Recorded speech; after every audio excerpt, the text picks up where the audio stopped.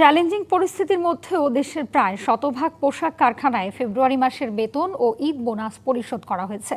উত্তরায় সংবাদ সম্মেলনে এই তথ্য জানিয়েছেন বিজিএমইএ এর সভাপতি মাহমুদ হাসান খান বাবু। তিনি সতর্ক করে বলেছেন, উৎপাদন খরচ বৃদ্ধি এবং বৈশ্বিক মন্দার কারণে দেশের প্রধান এই রপ্তানি খাত এখন কঠিন সময় পার করছে।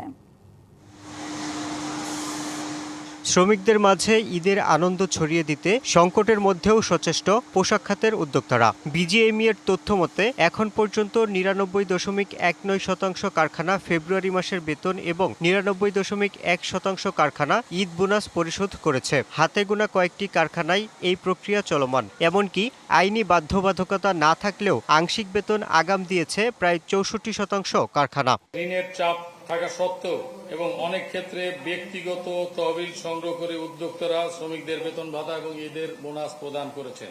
আমাদের সংগঠনের পক্ষ থেকে উদ্যোক্তা, ব্যাংক, শ্রমিক ফেডারেশনগুলোর সাথে সমন্বয় করে কারখানাগুলোর বেতন ভাতা পরিশোধ আমরা নিশ্চিত করেছি। তবে বেতন বোনাস নিয়ে স্বস্তির খবর থাকলেও শিল্পের অভ্যন্তরীণ চিত্র বেশ উদ্বেগজনক। সংবাদ সম্মেলনে জানানো হয়, চলতি অর্থবছরের প্রথম ৮ মাসে রপ্তানি আয় কমেছে প্রায় ৪.৫%। আন্তর্জাতিক বাজারে পোশাকের ইউনিট প্রতি দাম কমার পাশাপাশি কাঁচামাল আমদানির এলসি খোলার হারও নিম্নমুখী।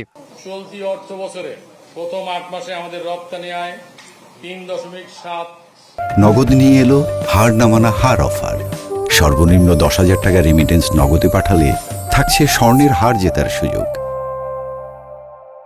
৩% হ্রাস পেয়েছে।